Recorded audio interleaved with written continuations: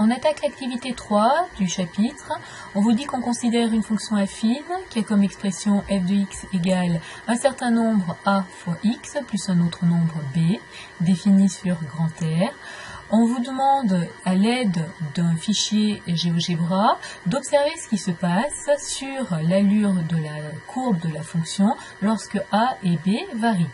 Alors, observons cette figure dynamique. Voici ici la courbe de la fonction f qui a cette expression, elle est tracée. Son expression ici c'est 0,5x plus 3. On a deux curseurs là que je vais faire bouger successivement qui permettent d'agir sur le coefficient directeur et sur l'ordonnée à l'origine. Alors, dans un premier temps, on va regarder ce qui se passe pour le graphique lorsque le coefficient directeur a, le nombre qui multiplie x, varie. Donc, si je le fais augmenter, par exemple, voilà là, ce qui se passe pour la courbe de la fonction. Quand le coefficient directeur vaut 3, quand il vaut 4, 4,5, 5, 5,5. Je vais diminuer ce coefficient directeur. Alors, on est à 1, 0,5.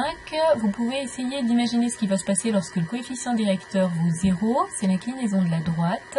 Lorsque le coefficient directeur vaut 0, et oui, la droite n'est plus inclinée, elle est horizontale, parallèle à l'axe des abscisses. Et lorsque le coefficient directeur est négatif, donc je continue de diminuer, cette fois-ci, la droite est inclinée vers le bas. Je vous rappelle qu'on regarde l'inclinaison en partant de la gauche sur la courbe vers la droite. On fait toujours une lecture de gauche vers la droite. Donc ici, la droite, elle est inclinée vers le bas. Je continue de diminuer mon coefficient directeur. Donc, plus il devient petit, plus la droite s'incline fort vers le bas. Voilà pour l'action du coefficient directeur sur la courbe de f. La courbe de f qui est une droite, c'est une fonction affine, et on se rend compte que son coefficient directeur agit donc sur l'inclinaison de la droite. On remarque deux choses. Quand le coefficient directeur est positif, la droite est inclinée vers le haut. Quand le coefficient directeur est négatif, la droite est inclinée vers le bas. Alors maintenant, on va regarder l'action de l'ordonnée à l'origine sur la courbe de la fonction. Donc, on y va, j'augmente l'ordonnée à l'origine. Donc là, la droite, son inclinaison ne change pas. Hein. Ce qui se passe, c'est que la droite monte le long de l'ordonnée ou descend le long de l'ordonnée, et cette valeur, il s'agit bien de l'ordonnée à l'origine, c'est-à-dire de l'ordonnée du point d'intersection de la droite avec l'axe des ordonnées.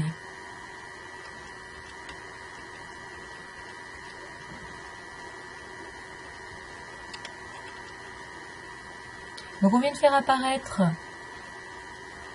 ici l'impact des deux coefficients sur la courbe de la fonction. L'ordonnée à l'origine donc agit sur la valeur qui est ici et lorsqu'on la fait varier fait monter ou descendre la courbe dans le repère, tandis que le coefficient directeur lui agit sur l'inclinaison de la droite. Alors, on fait comme bilan que lorsque A est strictement positif, la droite est inclinée vers le haut et elle monte de plus en plus vite quand A augmente.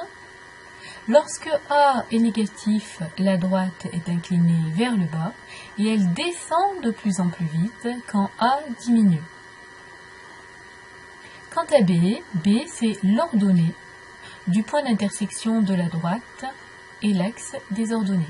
On nous demande comment conjecturer une règle pour déterminer les variations d'une fonction affine.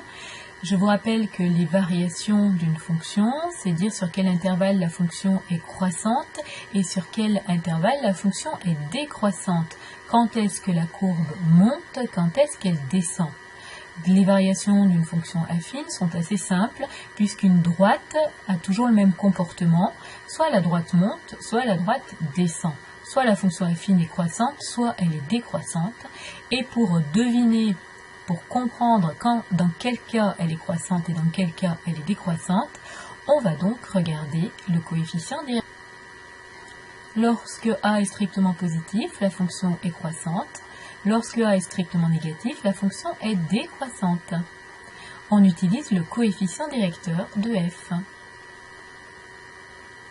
On fait un retour sur l'animation GeoGebra. On conclut avec une nouvelle observation. Donc le coefficient directeur, lorsqu'il est positif et qu'il grandit, la droite s'incline de plus en plus vers le haut. Lorsqu'il est négatif par contre et qu'il diminue, la droite s'incline de plus en plus vers le bas. Et pour avoir les variations de la fonction, on regardera donc si le nombre a est positif, dans quel cas elle sera inclinée vers le haut. Si le nombre a vaut 0, la droite sera parallèle à l'axe des abscisses, on dit qu'elle est constante. Et si a est négatif, la droite est inclinée vers le bas. On nous demande de donner les variations des fonctions f et g définies par f de x égale 3,1x moins 5 et g de x égale moins 1 tiers de x plus 6. Alors, je vous laisse réfléchir aux variations de ces deux fonctions. On observe les coefficients directeurs. Le coefficient directeur de f, c'est le nombre qui multiplie x, 3,1, il est positif. Le coefficient directeur de g, c'est moins 1 tiers, il est négatif. On peut donc dresser les tableaux de variation. La fonction f est croissante sur l'intervalle moins l'infini plus l'infini. La fonction g, elle, est décroissante sur l'intervalle moins l'infini plus l'infini. Alors, pour vous conforter dans le résultat qu'on a trouvé, on peut tracer ou faire tracer la courbe des fonctions. La fonction g a comme représentation graphique une droite dont l'ordonnée à l'origine est 6. Le coefficient directeur est moins 1 tiers. Alors, on pourrait utiliser un petit tableau de valeurs, deux valeurs, pour arriver à tracer la droite qui représente g. La voilà, en tout cas, elle est inclinée vers le bas. Et la fonction f, elle, voilà, hop, l'allure de sa courbe, la droite qui la représente, elle est bien inclinée vers le haut.